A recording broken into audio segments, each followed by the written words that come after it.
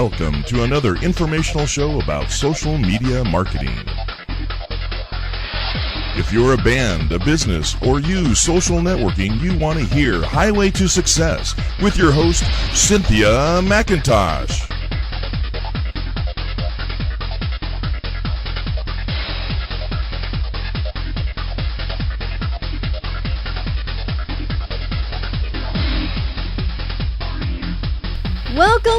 Welcome. My name is Cynthia, and you are listening to the Highway to Success show here on Indie 104. The Highway to Success show is brought to you by Success with McIntosh, and the purpose of the show is to provide our listeners with tools and suggestions that will help them achieve the success that they are working so hard for. We do this in various ways. Sometimes I spend an hour discussing social media marketing, which is my expertise, and sharing fun, interesting ways of making it work for us. Other times I bring special guests to the show that can inspire us and teach us how to improve our businesses. It doesn't matter what kind of business you're in, whether you are a lawyer or a musician or an accountant. We provide tools to help keep you on the track to success. Today we have a special guest on the show that I can't wait to introduce to you. I'm sure you will enjoy him, and for those of you who are indie musicians, our guest today is one that I believe you will really connect with and enjoy listening to. I found him fascinating, interesting, and a lot of fun. He'll be sharing some of his experiences in the music industry and giving us some very usable information that I'm sure will encourage you and inspire you and answer a lot of your questions that you have as musicians trying to make it in a very competitive world. Our guest today is from Canada. He is an artist, manager, and booking agent, and also a videographer and video editor, and also does marketing consulting and blogging. So I will be back with you and our special guest right after this.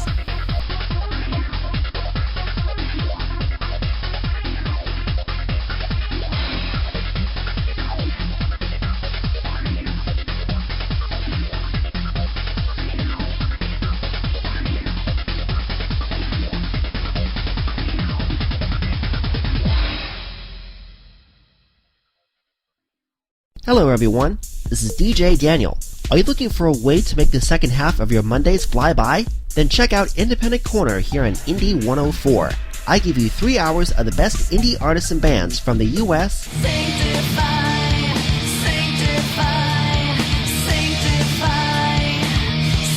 and around the world.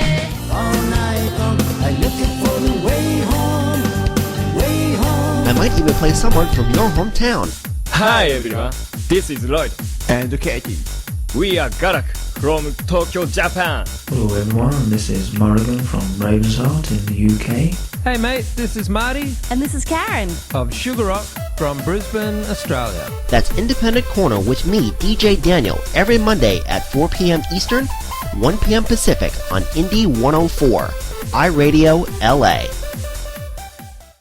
I'm Alec Baldwin. Like any parent, I'm concerned about children's health.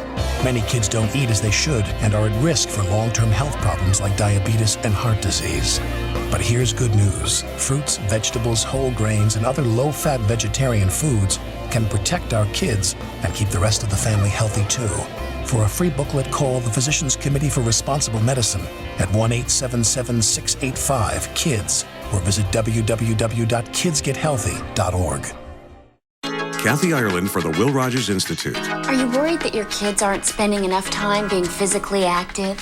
The best fitness is family activity. Ride bikes, play soccer, or just take a walk through the neighborhood. The important thing is to get your children moving with you. For more information on family activities and fitness, call the Will Rogers Institute. Call toll-free 877-957-7575 or visit wrinstitute.org and find us on Facebook and Twitter.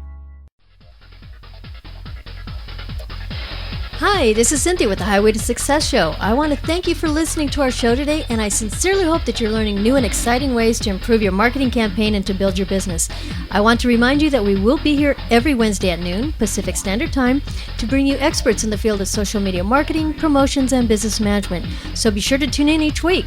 The Highway to Success show is brought to you by Success with McIntosh, and you can visit us on the web at successwithmacintosh.com or call us at 866-636-4696. That number again is 866-636-4696, or you can visit us on the web at successwithmacintosh.com.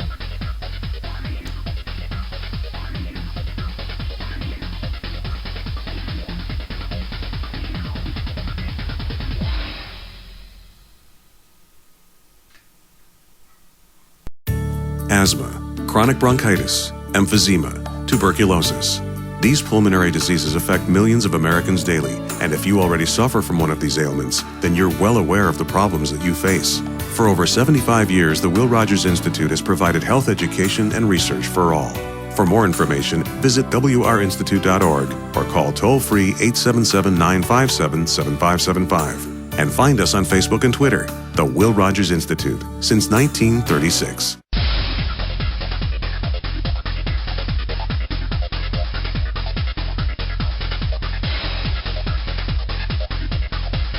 And we're back with Highway to Success with Cynthia McIntosh.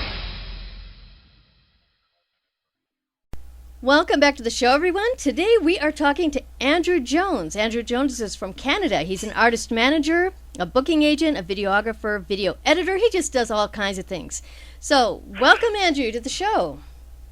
Hey, thanks so much for having me, Cynthia. I appreciate it. Thank you. After talking to you the other day, I think we're going to have a lot of fun, and there's so many things that I think you can share with our indie musicians that will really help them to get on the fast track to success, because I get a lot of questions from people that I think you're going to be able to answer. So I'm really looking forward to talking with you today. Great. Well, anything I can do to help, I'd love to. Good. Well, why don't you first start off just telling us a little bit about yourself and what you do? Sure. My name is Andrew Jones, like you said, and I run Checkered Owl Music. Right now we're based up here in Alberta. And we run a management agency, and in that, though, we do all sorts of stuff from social media help to video work to normal management stuff and booking shows, like you said, and often get into publicity and everything else. My philosophy is always that the manager does whatever it takes to break the band, so that's what my goal is.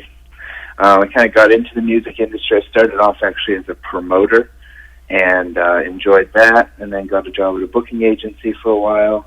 Enjoyed that, but thought I'd like to focus on the management side, so started my own company, and here we are. Yeah, it sounds like you've been doing a lot of everything. Yes. But you are right. When you manage bands, I've been there and done that. I know when you manage bands, you do really kind of have to get involved in all aspects of the band business. So I guess my first question would be then, does every band need a manager? Why don't we talk about that a minute? Tell me your thoughts. Sure, yeah. Well, I definitely don't think every band needs a manager right away. I mean, sometimes artists approach me before they're ready for a manager. But I think at some point in your career, if you're doing well, there's going to be way too much for you to manage all on your own, especially if you're keeping up a really full tour schedule. So I think at some point every band needs a manager, but I don't think every garage band needs a manager. Well, what about if you're a band that's just getting started and you need promotions and you need to get going, you need the help to know what to do in order to get your band successful? Don't you need a manager for that?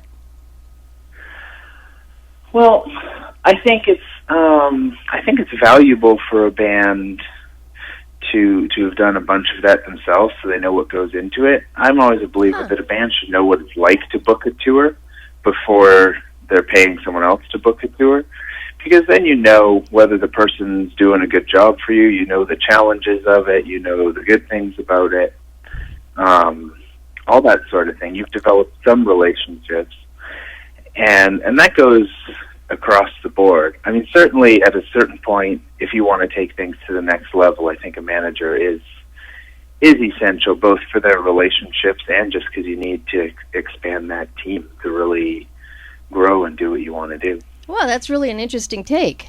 So with that being said, if I was a band and I was looking for a manager, and I'm interviewing somebody, what are some of the questions that I would want to ask a manager to be sure that there's somebody that I would want to work with? I think there's two kinds of managers, and it's probably more of a spectrum than two kinds. But there's the girlfriend /mom/best friend manager, who is basically just someone who's really excited about your band and is going to be there to kind of help with some of the business end of things and take some phone calls and that sort of thing. I think those people, what you mostly need is they need to be excited about the band, and they need to enjoy it, and have a sense of what's going on. When you're going to trade up and you're going to be paying someone a percentage of your income, no matter what you kind of work out with them, things get a little more serious. So I think the key interview things, I think you want to get a sense of experience. You want to get a sense of if they already have relationships that you're going to be able to tap into. And I think two things I think are most important. I think they need to be able to get on board with the vision of your band, because if you're pulling in two different directions, it's just going to frustrate everyone, and it's not going to work. And then, I think the other most key quality isn't something maybe you can ask directly in an interview, but I think you can start to get a sense of if you ask the right questions in an interview. And you want someone who's going to hustle, who's going to wake up every day looking for new opportunities for your band, finding ways to push the envelope forward, isn't going to take no for an answer, and it's just going to hustle. And that definitely sounds like something you do. You definitely sound like that's always the goal. This is it's the most fun industry in the world, but it's far from the easiest. So you need people on board who are going to go to bat for you every time. Well, so let me ask you, what do you like most about the industry? What do you like most, and what do you enjoy doing the most with what you do? I really like, it all comes from me from loving music. And I love music, and I love a great song, and I love a great act who has something to say to the world. So coming from that perspective, when I find the bands I work with I really believe in, and so when they have a great song, I love trying to get that out there and trying to introduce people to this great gem that is there, and that's my favorite part. Yeah, in fact, you do manage a couple of bands that we're going to introduce a little bit later in the show, and I'm looking forward to playing some music from one of the bands that just had a release, so we'll do that during the break. But that does have to be really exciting to see your bands go from the very beginning all the way through up to where they really become successful. That's got to be extremely fulfilling and a lot of fun. It is. It's a really rewarding experience. Yeah, I think any time that you're in a position where you can help people achieve their own dreams, it's always very exciting to see them grow and change through the whole process. Yeah, I actually worked for a booking agency, which is a great agency out of Nashville, and my boss the agency is Converge Music, and my boss always used to say, whenever we asked what we were doing, he's like, well, just making artists' dreams come true. Right, exactly, exactly. That was always the goal every day moving forward. That's true. Okay, so we've talked about what a band should expect out of their manager. Let me do it the other way. What should a manager expect out of a band? Because I think that's something that a lot of indie musicians miss. Yeah. I think a manager expects that the band is going to work incredibly hard. And unfortunately, I think there are some musicians out there who think that you hire a manager so that, they kind of take a bunch of that and you can just focus on hanging out and playing shows and making music, which is fantastic. That's a large part of what you do. But, I expect my bands to do what they need to do on social media, and I'm willing to help coach them on that if they need it. But, they need to be reaching out, connecting with fans. They need to be passing me new music. They need to be, at shows. I expect them to be going out and working the crowd after they're done playing, meeting people, shaking hands. All of those sorts of things, because, it's like I said, it's just, I think the band needs to be hustling equally. As a manager, I'm not interested in a band if they're not going to hustle, as hard as I am. Right. Yeah, I think I have run into that as well, where a lot of bands just want their manager to take over everything so they can do what they love to do, which is sit in their rooms and write music and produce music. And unfortunately, that's not all there is to the music business. And musicians need to understand that they're in business and that they have to take care of all aspects of the business. And just like any other business, marketing is a huge part of it.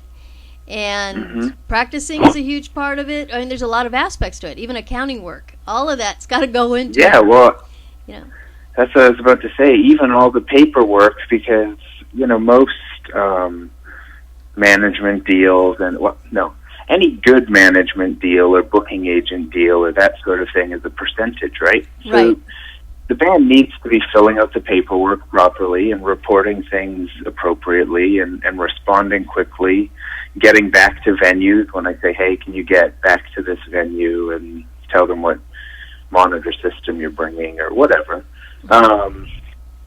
And all that stuff is critical to the success of the band. Right, yeah. They do need to be completely involved in that and not just hand it over to the manager and think the manager's going to do it all. Yeah, it just doesn't work. There's a lot to it. Okay, so if you have a band, why don't you tell us your thoughts on touring strategy? You're talking about going on tours and everything that's involved. So how do you put together a tour? And if you're talking to a band that does not have management, but they're trying to learn how to put a tour together, like you mentioned you think we all should, what are your suggestions regarding touring strategy and putting one together and getting something started? Well, I think, I have come to be a big believer in kind of the spiral method of building a tour, which is that you start in your hometown and you gig a lot in your hometown and you work hard enough until you can create a buzz, in that area. And then you expand it out a little bit, you expand the radius it depends where you're at. I mean, if you're in California, you probably don't have to expand the radius that far before you're in a pretty different market. But if you're up in Alberta or Montana, like my artist, you might have to go a little further to hit the next city. But you do that and you get comfortable there, and then you go a little bit bigger and a little bit bigger. It can be too easy when bands are first starting to say, oh, we want to go on a big tour, which is great, but if you try to go on a national tour and no one even knows who you are in the city next door, you're going to have a lot of trouble getting people out to the shows, which means it's going to be difficult to pull off financially, and probably even more importantly, it's going to be difficult on the morale of the band because you're not playing to rooms with people in them. So you need to organically kind of keep building that audience so you have people in the next city to spread the word and to keep growing it. Right, good point. Yeah, I think a lot of it depends on, now one of the things that I've done that helps is if you get a band member that does have a following. When you first put a band together, you try and find one band member. And of course, most bands that get together, they just get a bunch of friends, which I don't necessarily promote all the time. I think that there's nothing wrong with getting musicians that actually are on the same page with you, that they have the same goals, whether they're friends or not. Just because they're friends doesn't necessarily mean they're a good fit for a band. And we'll talk about that a little later as well. But one of the things that I have found that really helps is if you get a band member that does have a following, at least in your area when you first get started. That's just a real boost. And it's a boost, like you said, it's a boost to the whole band, because when they first go out and people show up because they know of one of the members, it just makes everybody come check out my new project. Right. It just helps a lot, and it makes everybody feel a lot better right off the bat. It's a real good shot in the arm just to have your first gig turn out to be pretty decent because you have somebody there that people know. So I always try. Yeah, totally. Yeah, so I try and encourage new bands that are getting together to find somebody that already does have a following, and a lot of times I can do that for them and put them together. But it does help to find somebody, whether you know them or not, if they're very talented and they already have a following, give them a chance to work with your band rather than just getting friends, because friends are not always the best band members. And speaking of which, we were going to talk about survival on the road, and I know that band members being on the road together can become a real tight-knit group, but it can also be a real hassle. So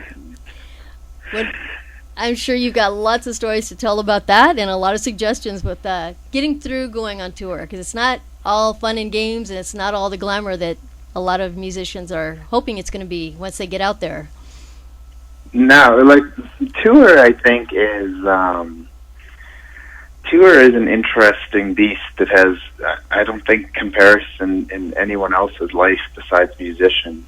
Because you get in this van, and yeah, it's like a road trip, but it's a road trip with, you know, timelines, and where you might have to stay up and play a show till 2 a.m, and then do a loadout, so you're getting to your, man, who knows.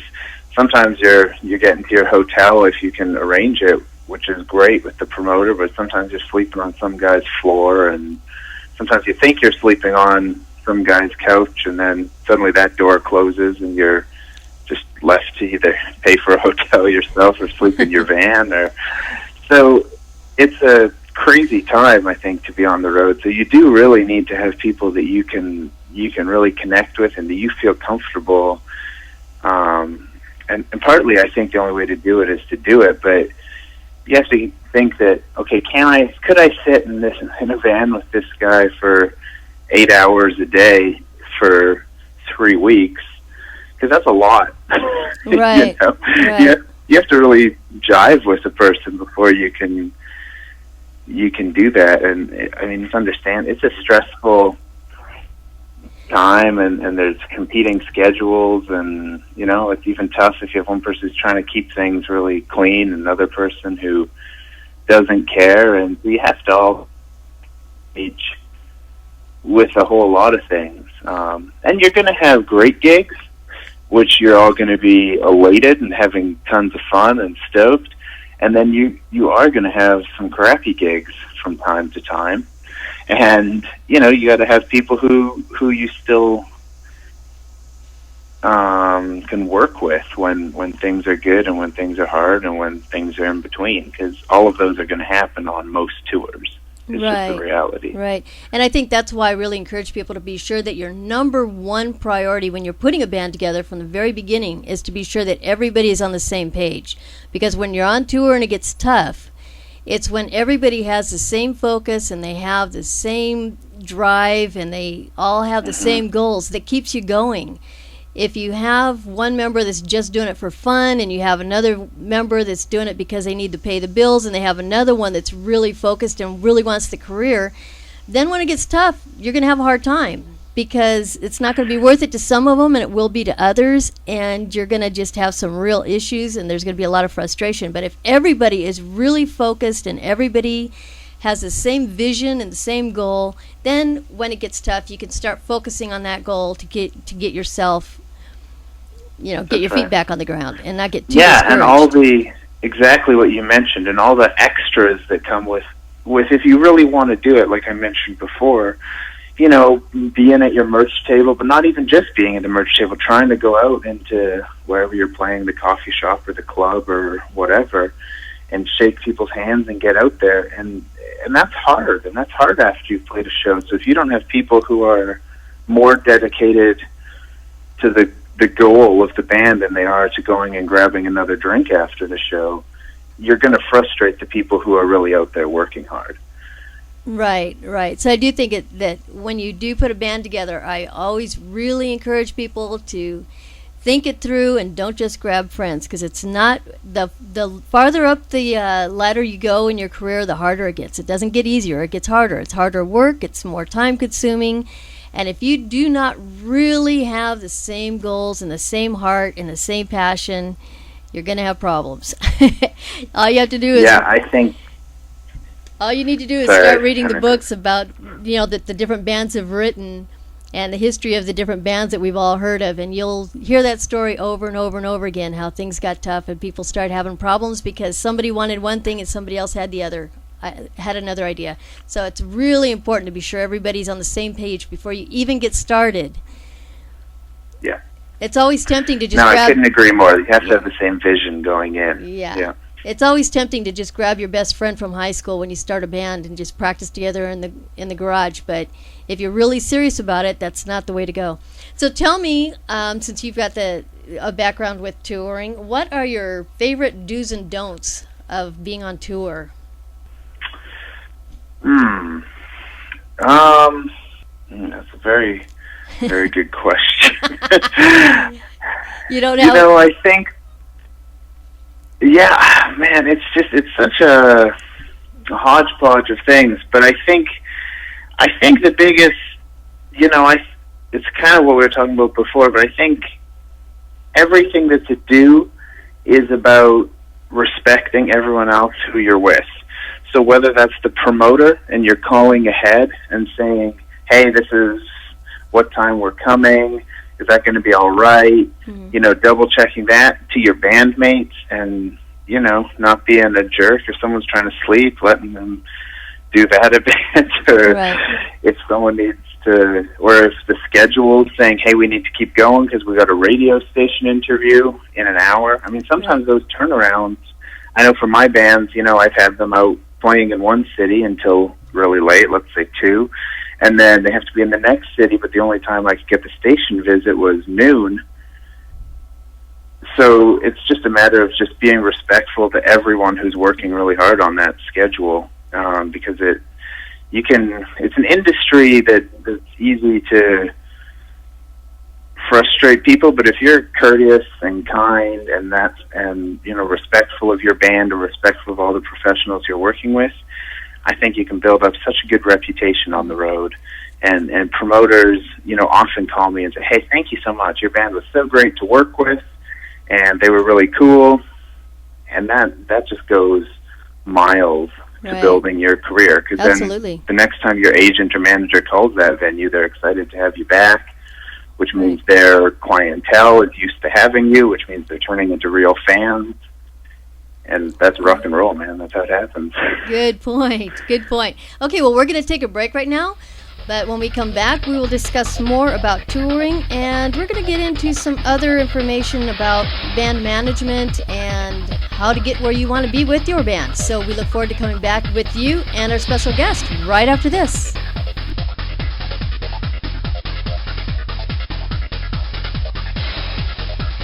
And we'll be right back with Highway to Success with Cynthia McIntosh right after this.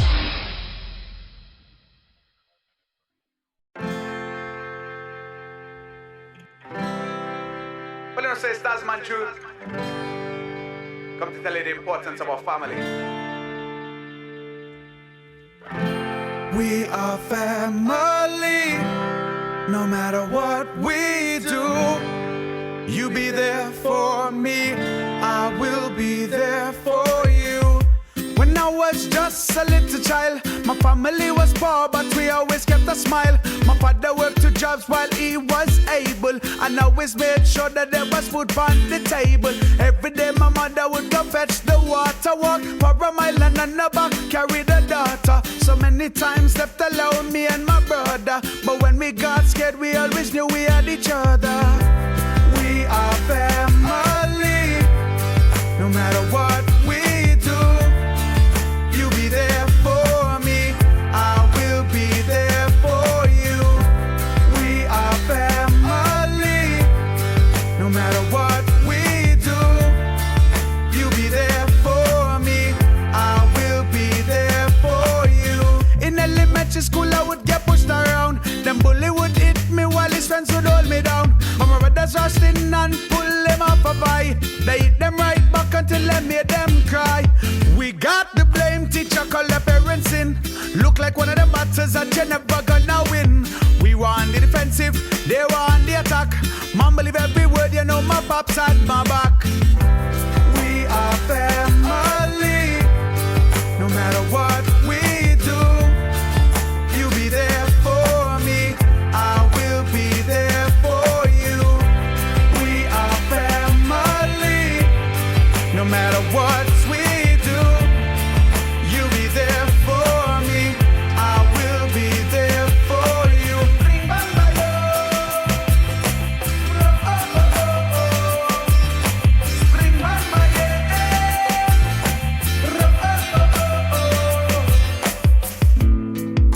All problems we solve, no matter big or small, we'll pick each other up anytime we fall. You can lean on me, I can lean on you. We'll rise up like the beautiful sun, we'll always get through. Even though we struggled back when we were youths, deep down in our hearts, we always knew the truth. Bullies rise up, let not catch on a slack. In this fight we'll be victorious when family has your back. We are family, no matter what we do. You be there for me, I will be there for you. We are family, no matter what you do. You be there for me, I will be there for you. We are family, no matter what you do. You be there for me, and I will be there for you. 'Cause I love you, my father, my mother, all my brothers, my sisters. I love you.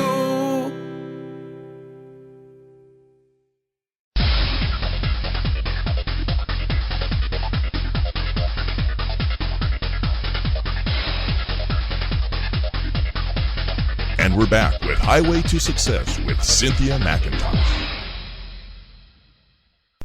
Welcome back to the Highway to Success show. My name is Cynthia, and we are talking today to Andrew Jones. And the music we just listened to was from a band of his, so I'm going to let him tell you all about the song and the band and what they're up to. So, Andrew, tell us about the music.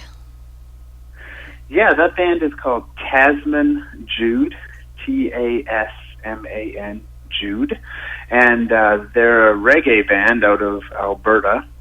That song is called Family. It actually just came out on July 1st. We were in a Canada Day parade and stuff, so they thought that was a great day to launch their single, and it's been doing really well, starting to pick up some good radio and that sort of thing.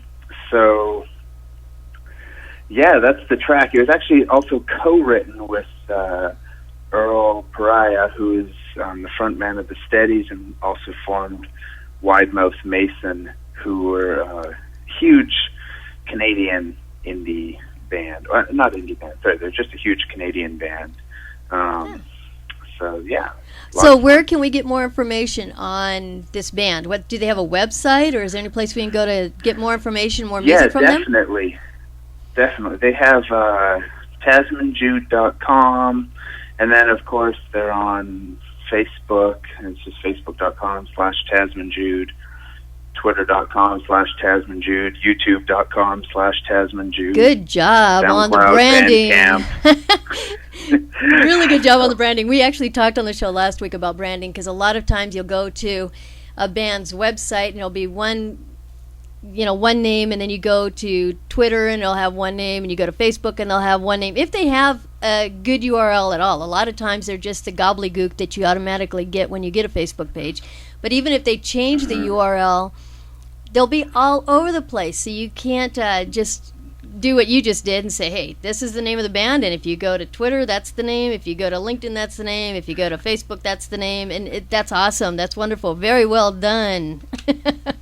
Yeah, well, with them, it's great because we've been able to. I know with solo artists, it can be a little harder. Like my other artist, Luke Dowler, on Facebook, it's Dowler Music, because there's some kid in Iowa or whatever who already had the name. Right. Yeah, I had that issue with one too. That's true. So speaking, yeah, but as much as you can, uniform is great. Right. Yeah, and so we were talking before the break about management and touring in particular, and you wanted to discuss something that you had actually blogged previously, and you wanted to discuss that blog. So here's your chance. Yeah, sure. Well, I just thought as we were talking and mentioning, that I think bands should start by booking some of their own tours. I think to some people that can seem kind of like an ominous task if you don't kind of know what to do. So I did write a blog post a while ago just called 6 Essential Tools for Booking a Tour, which are things that I just use every single time I sit down to book a tour. These are kind of the tools I use. So I wondered Wonderful. Well, that definitely would be helpful. Yeah, very helpful to a lot of the listeners. Okay, I'm looking forward to hearing it. So what are your tips? Perfect. Okay, well, the first thing is I always start off just with a spreadsheet, and you lay out all your dates. So I have several columns. I have, the date. I have the weekday that it is, because when you're calling promoters, always like, because you can say September 19th, and they're like, okay, is that a Friday? Or, Right. And it's important to know, because if you're calling someone and asking for a Monday, you're probably not asking for the same pay you are on a Saturday. So Right. It's important to know.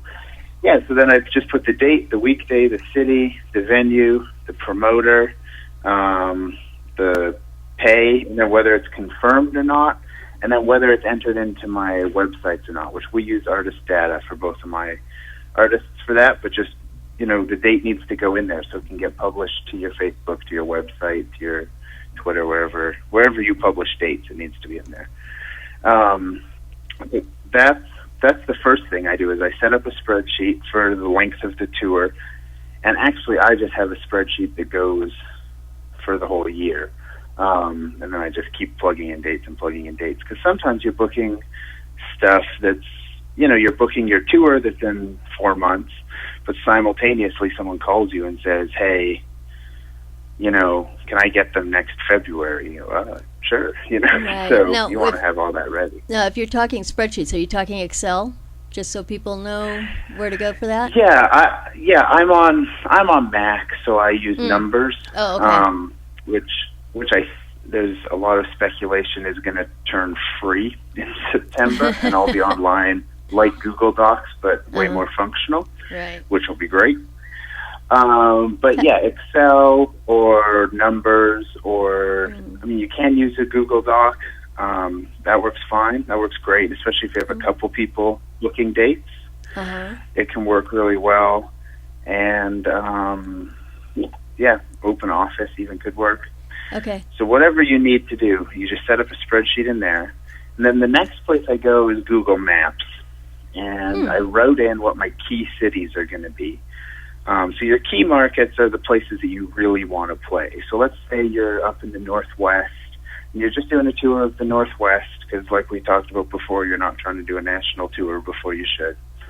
You say, okay, well, I really want to be in Seattle and Spokane and Portland and Boise. Those are my keys. You're going to put those in your Google Maps right away, and you're going to look at basically what the road is. You're going to put it so it's a big circle as close to you can get. And then you're going to start putting in the cities that you might have some friends in, and you're going to kind of drag the order of things, so everything's going to go in order. And the nice thing about Google Maps is then you can go, if you notice that you've got like a 9-hour distance between two cities, you can kind of zoom in on that section and just look for what the 2 or 3 cities are that are in between there that are of any reasonable size whatsoever. And playing small towns can be great, because you play in Seattle, no matter what night you play, you're one of 100 things happening. Whereas if you play in, some tiny town in Wyoming, city we've never heard of. Yeah, exactly. There's a reasonable chance that you're what's happening that night. Right. So sometimes that can be a great thing. That's true. It's just planning it out. Right. Now, unfortunately, I'm in the Los Angeles area, so there aren't too many areas like that around here, folks. But so yeah, that's the truth. You'd have to travel quite a distance to find a place around here that nobody knows of. That's right. You gotta head out to Arizona, and then you're talking. So. Right. Yeah, but good point.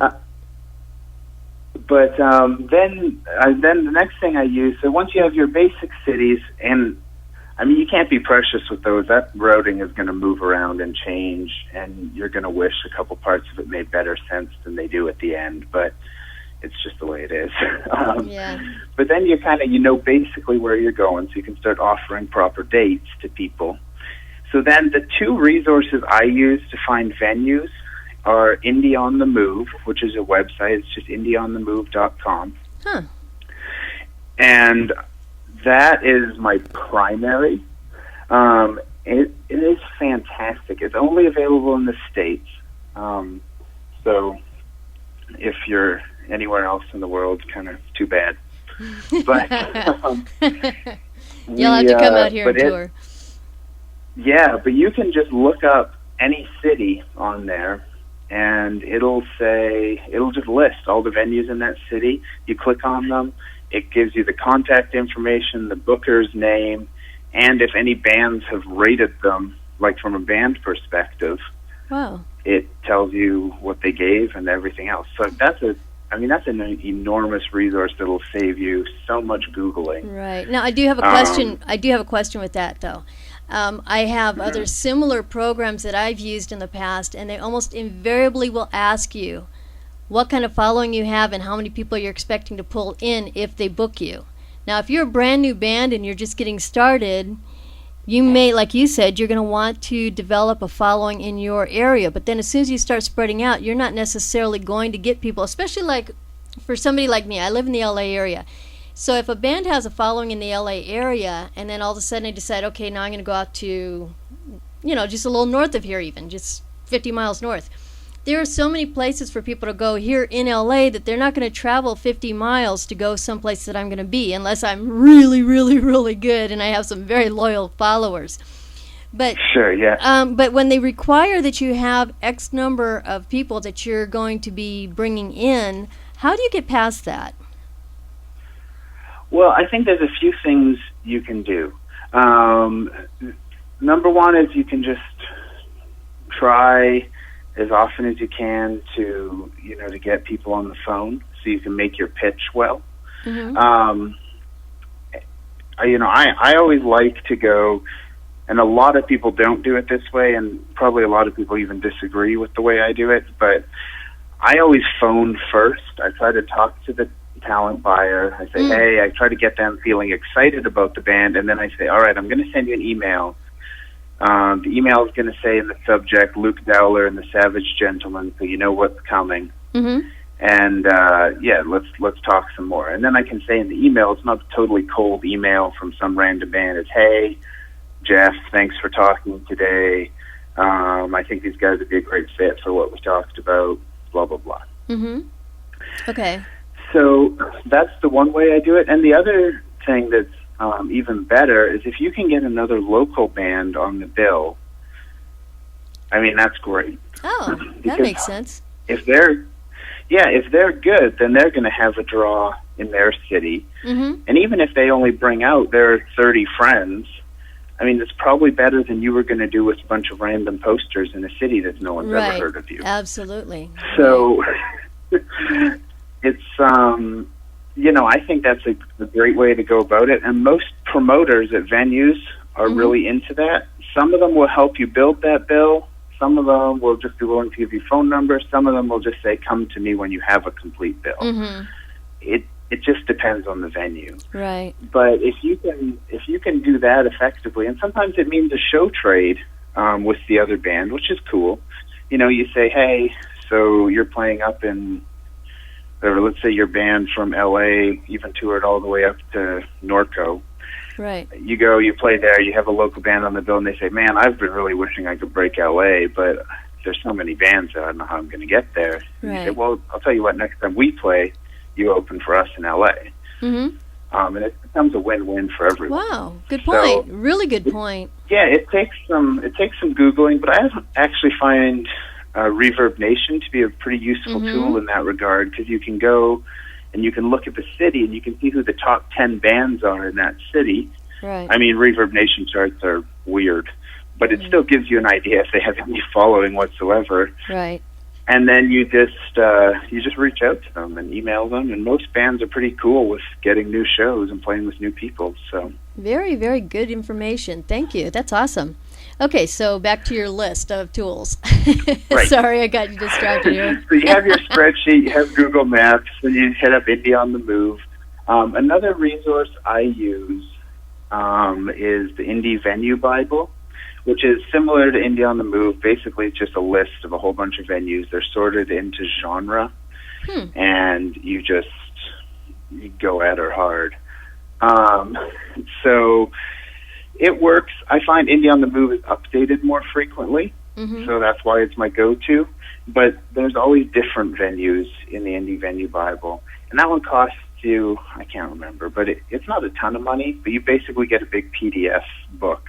Okay. And you can buy it regionally though. Like you can buy a full national one and even a Canada one and a few other things, but you can also just buy, like if you're in California, you can just buy one for the Southwest. Okay. Now I assume Indie on the Move is free? Indie on the Move is totally free. Okay. Yeah.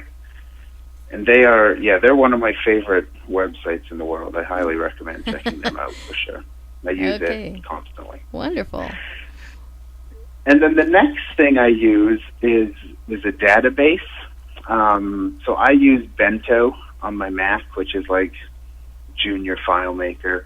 There's lots of database software. Most of them cost you a little bit of money, but there's certainly, if you go into various app stores, it's a pretty cheap ones. Okay. Because once you build a contact, once a venue has said, yeah, we want to do shows with you, you don't want to just lose them. And once you start booking tours on any sort of regular basis, you might think right now you're always going to remember Dave from the Junk Pile Grill, but you won't. You won't remember his name. You won't. So you'll be like, oh, there was this place in Phoenix we played once. Right. They said they wanted us back. So you need to have a database, and you need to enter people in. As soon as there are people who are, and even people who are like, man, I really love the sound, but we're booked that night, put them in your database, because then the next time, all you're going to type is Phoenix into your database, and you're going to see the little note that says these guys really wanted us, but had the date filled. And you can call them again and say, hey, this is so-and-so from the band, and wondering if you have the date open this time. And so those are kind of the main tools I use as far as software and websites and that sort of thing. And then, which I've already talked about, maybe too much, but then my sixth thing is I just said hustle, because booking a tour it's just, there's no two ways about it. It's a pile of work. And you're just going to call venues, and you're going to get a lot of no's. A lot of people are going to, they're either going to be full, or they're not going to think you have enough draw, or whatever. But that's fine. You just keep moving forward, and you still just keep building those relationships with those people, and you say, that's cool, we'll hit you up next time we're in town, we'll see if something can work out. Because it's amazing how often someone says, no, I don't think it'd be a fit, and then you talk to them 4 months later, and they're like, yeah, that sounds rad, come on. Right. So, and I also find that a lot of the time what happens is that the actual booking agent working for a venue changes. And so while you talked to somebody yesterday that said, no, you're not a fit, all of a sudden you find out when you call 2 weeks later that there's somebody else doing the booking, and that person thinks you'd be great, which is why the first person's not there anymore. Things do change in that particular industry. They change a lot. I run crazy. into that. Yeah, I run into that a lot. Well, and talent buyers are so busy, such busy people that lots of times the reality is, just like everyone else in this industry, lots of times they give your song 45 seconds. Right. And you, as an artist, might love that or think that's complete crap and a disrespect of art. But people are busy, and that's what they do. They turn it on. If nothing catches them in the first 10 seconds, they fast forward to the middle of the song. Right.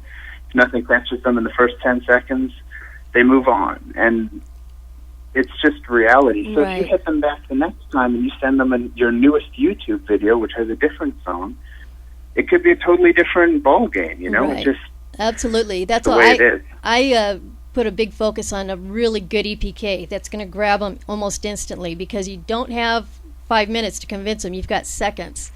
And so you need to have a really strong EPK that's going to grab their attention, and like you said, have a good video on there that's going to grab their attention. You've got seconds to make that first impression, because if you lose the first impression, getting a second chance to get in that door is not really going to be very likely.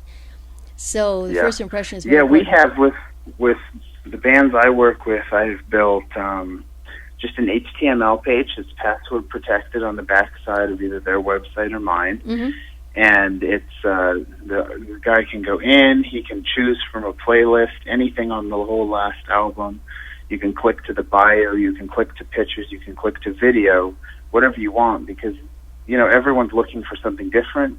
And if you can just say, hey, it's all there, run with it. Right. I mean, that makes promoters happy too, because then they can just pass those pictures to their poster guy, and he'll just do his job. Like, they don't have to be emailing back and forth. Right. And the more information you can give them out of the gate, the happier they are. Right. So. And again, it's got to be a real grabber. It's got to grab attention, and it's got to be quick and fast. It can't be. Every now and then, people will send me something that's got a whole ton of information on their history and where they grew up and how they learned, and nobody's going to sit and read that. An EPK's got to be really fast and just boom. This is who I am. You want me. Period. So that is really important. That's something we talk about lots. Is especially if you're an indie act. Like the same thing with press releases. Sometimes you see a press release for a band you've never heard of, and it's a page and a half long. And it's like, who has time for that? Right. I mean, maybe if U2 sends out a press release that long, some people will go, well, I really want to see what they're up to, so I'll listen. Right. But you're a random band from SoCal. I know you guys think you're really awesome, but I don't have time to read 2 pages about someone that I've never heard of. That's so true. And I don't think bands understand how many press kits that a booking agent gets on a daily basis. They get in, and some of them are really bad, and some of them are really good. So if they don't catch it, if they don't look at it and get impressed instantly, it's going to find the circular file, and it's gone. It's trash, and Yep. And so or just drop down your inbox because you click on it, you go, oh, maybe I'll read this, and then you're like, oh, that's really long. I'm going to do some other things. And I'll read it later. Slowly fades away, and so you find it 6 months later again, and then it's too late. Right. Well, thank you so much. Believe it or not, we're already out of time, but thank you so much for all your information, and we are going to have you back next week. And next week we're going to be talking about something really important and really exciting, which is getting funding for a project. And also we're going to talk about charitable partnerships. So we've got that's something we've been doing a lot of lately. That's going to be a lot of fun to talk about. It's not something that you hear a lot about. And I'm sure that we're going to get a lot out of it. So I'm excited about that. So thank you so much for being on the show. I'm looking forward to hearing from you next week. And thank you, everyone, for listening. And we will talk to you soon. Thanks again. Thank you. I want to thank you all again for listening to the Highway to Success show. I hope you enjoyed it. And I want to remind you that you can listen to this and all your other favorite Indie 104 shows by going to indie104.com and going to the on-demand page. The Highway to Success show was brought to you by Success with McIntosh. You can find us on successwithmacintosh.com, or you can call us at 866-636-4696. Again, that number is 866-636-4696, or you can visit us on successwithmacintosh.com. And with that, I'll say goodbye, and we will see you here next week on Indie 104.